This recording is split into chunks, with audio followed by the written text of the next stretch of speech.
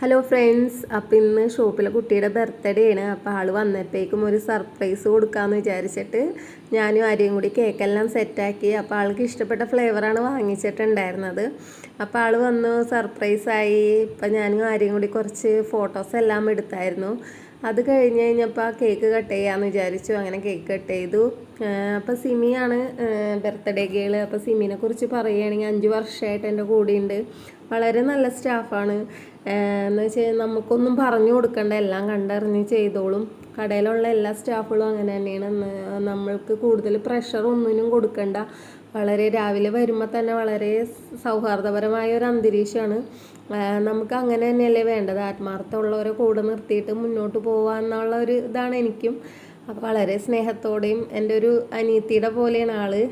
പിന്നെ ആര്യ ഉണ്ടായിരുന്നു. ലച്ചു ലീവായിരുന്നു. അപ്പോൾ ലച്ചുവിനെ ഞങ്ങൾക്ക് മിസ് ചെയ്യുന്നുണ്ടായിരുന്നു.